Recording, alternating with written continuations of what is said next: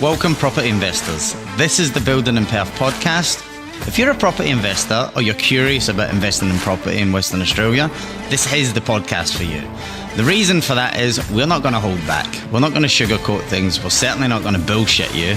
And we're going to exploit everything that you need to know. There's a lot of negative press at the moment in WA regarding building, and it doesn't have to be. So what we're going to do is help you navigate through that bullshit and create your wealth free of charge. We're just giving you this information. Every month we're going to have special guests on who are industry professionals, and then we're going to release an episode every single Monday. So you're not going to miss anything. So please stay tuned, like, subscribe so you never miss anything, and enjoy. Hey team, and welcome to the Building in Perth podcast with your host, Chris Holland. Now, today I'm extremely excited to discuss the pros and cons of a dual key home. Now, if you're unsure what a dual key home is, that's good news. It's such a simple idea. It's been incorporated in Sydney for such a long time. Not really popular here in WA, and I'm not really sure why, because what we're going to do in today's episode is just dive into the numbers of a dual key home. Essentially, what a dual key home is, two homes under one roof. So this can look like two single garages. And as you get out your car, you've got two separate entrances into the house from inside the garage. There'll be like a fire-rated wall that kind of normally splits right down the guts. And you'll have one home on the left side, one home on the right. But you can get quite creative on these designs. So what I'm going to do just now is flash up three different designs that we've got available. As you can see on your screen, if you're listening on Spotify, go check out. They're on our website, www.𝗖𝗂𝗹.com.au. Otherwise, get onto YouTube. Please click subscribe and have a look at the plans that we're displaying just now. Now, dual key homes, what are they? Essentially, two kitchens, two loads of bathrooms and en-suites, toilets, everything. Everything's doubled, basically. Even to the part where you normally have a couple of different alfrescos. So the benefits of a dual key home are just insane, especially here in WA with the huge FIFO market that we have. Most FIFO workers rent a room or they come back and, they live in an apartment. They just want somewhere where they can sort of store their equipment and toys or whatever, jet skis, and make sure that it's safe. So who would benefit from a dual key home? Well, absolutely an investor who is looking for a high rent return. Not so much build a dual key home to sell. I mean, don't get me wrong. You could probably get other investors that will buy it for the longevity of the rent return that you're going to get. And it's only going to increase, especially, again, as I keep saying, Perth rental markets at its all-time lowest with 0.4% rental vacancies available. But yeah, basically, the negative, I guess, we'll start with that. The negative with a dual key home, if you're not building one from scratch and you're buying one, is you're going to pay an absolute premium. It's not a comparable market. You can't go the median house price for a 5x2 in Safety Bay, let's say, is $650,000. It doesn't work because a 5x2 in Safety Bay may get you $700 a week rent. A dual key home is going to get you easily north of $1,000 a week. So it's very hard to compare the market when it comes to dual key homes, meaning people who own these and are selling them for whatever reason to free up some cash flow or whatever can charge an absolute arm and a leg, basically, because it's just such a good investment. I don't know why not more of them are getting built in Perth. There are a few builders that offer dual key homes in their standard ranges, including us. But yeah, clients don't normally buy them. Now, that's normally because you're owner occupiers. However, if you're a young family or a single applicant and you're building your first home, why not build a dual key? It's really not that much more expensive. To give you a ballpark, you're probably looking between $40,000 and $70,000 extra. The size of the house is the same.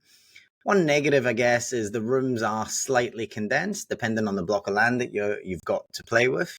We have to obviously fit another kitchen in there, master bedroom with an ensuite, walk-in robe, etc. So the rooms do get condensed slightly, but if you're going places like Safety Bay, like I said, as an example, or Waikiki, where the blocks are sort of 900 square meters, Jesus, yeah, you can build some absolute crackers. So the three designs that I showed you earlier on the screen are just three of my favorite that we've came up with. But look, you can get creative and add more. It's important to obviously add a firewall in between the two properties. That's just a standard. The council won't approve the building permit unless you have some sort of fire regulation that if, God forbid, something bad happens on one side, it doesn't transfer through into the other side. So there is an added cost with that, which absorbs up that additional 40 to 70 grand I'm talking about. Second to that, other than that, it's just another kitchen, essentially. Yeah, you might have an extra bathroom or whatever, but that's pretty much it. You get dual key homes that have carports instead of garages if you do want to minimize the cost. They don't really add as much value, but yeah, just looking at a number for one of these, let's say the Brisbane design that I displayed earlier, the larger part of the house, you're easily going to get $600 a week for that. Again, we'll use Safety Bay as an example. So if the average price for sort of $650, $700, you may get a little bit less for that house alone. So let's even be conservative and say $600 a week for that. However, the other self-contained, which has 2 bedrooms, a living area, kitchen, and its own single garage, you're still going to get $400 a week for that in this market for sure. And in this market, it's only going to keep going up. It's not going to keep going down. So very, very conservative figures, $1,000 a week. My God, like for the house and land, dual key in Safety Bay or Waikiki or whatever, these areas that I'm talking about with quite big blocks of land, you're maybe looking at $750,000 investment. Your return on that, obviously, or your mortgage repayments on that after, let's say, $100K deposit would be somewhere in the range of $750 to $800 a week. So then you can guarantee yourself $1,000 a week with a dual key, which is only ever going to keep increasing. So it's an absolute no-brainer for people or investors that want long-term rent return. Dual keys are a great, great option. You can also get creative. If you are going to be an owner-occupier, what's stopping you if you've got teenage kids, giving them their own side of the house where you don't have to see them, smell them, listen to them, but you still know they're safe. You're literally right next door. Okay. Elderly couples, great as well. You don't want to be living obviously inside the same house as mum and dad, but maybe, if they're a bit older, you need to have a look at them or look after them. Sorry, I should say. Which is obviously amazing achievement to be able to look after your parents. They're right next door. You can keep an eye on them. Built-in babysitters, au pairs. That's something personally I was looking at for a while, is getting a live-in au pair to help me with the kids. However, I didn't like the idea of actually another person or couple living in my house. It was a bit weird. I'm not one of those people that likes to share my house, but a dual key property would provide all those benefits, have someone under the same roof next door that can help out, but you've still got your own space. So dual keys are absolutely amazing. And I really just don't see why more people don't do them.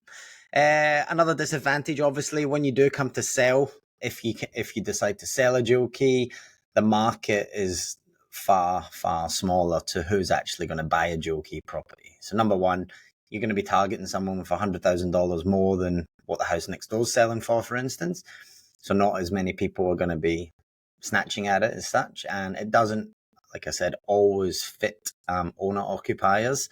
So therefore you're targeting mostly investors, which are a bit slim when it comes to how many people are making offers on houses. Not all of them are investors, obviously. It's about 15% in WA at the moment, which has increased significantly. So in 10 years' time, that when we do have a dip in property, the chances of selling it are pretty slim unless you've got an investor who wants a long-term rent return. So a couple of disadvantages, but look, another great advantage. Now, I am not a tax advisor.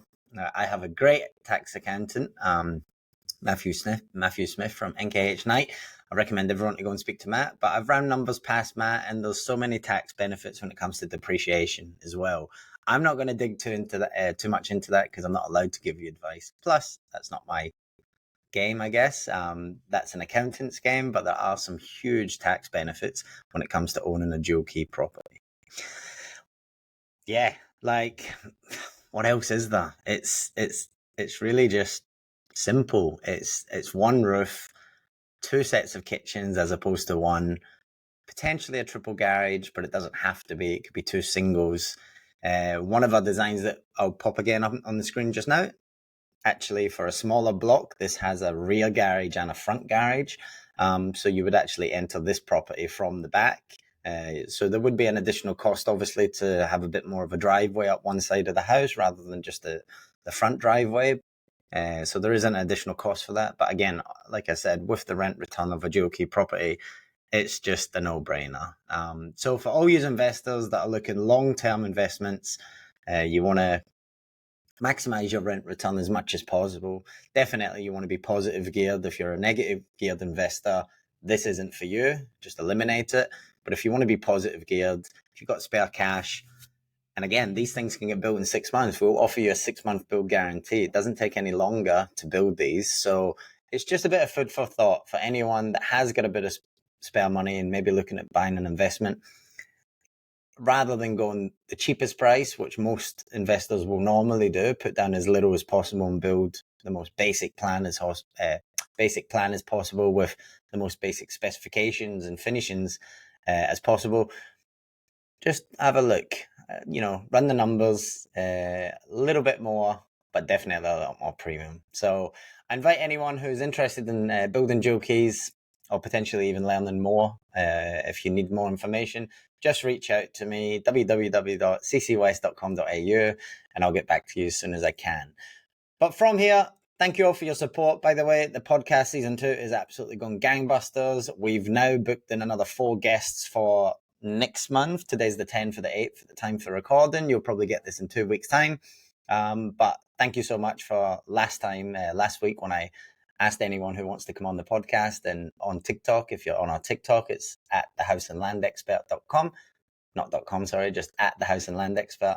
Jump on TikTok. We put a lot of content out there at the moment. I'm requesting interviews for people in the building space. So I am excited to announce we've got 4 more guests coming on, which is amazing. One of them's a finance broker. One of them's a pre-start consultant, an independent pre-start consultant. So that's really interesting. She works for herself. Builders or clients will pay her a fee, which we'll discuss in the podcast, and she'll help you throughout your pre-start journey. Something I highly recommend rather than going through the builder's pre-start consultant, because all they're trying to do is get more money out of you, so potentially if the builder's made a mistake while quoting the job, they can increase their prices when it comes to pre-start, which is not uncommon. The average pre-start bill is between $8,000 and $12,000. The builder puts a large markup on that. It's one of those things that clients get to the pre-start stage and we'll do it later, but it never gets done later. So the builder's kind of got you by the balls a little bit, unfortunately. So yeah, I'm really excited for that one. We've got an electrician, Brandon from Essential Cabling, coming on to talk all things electrical.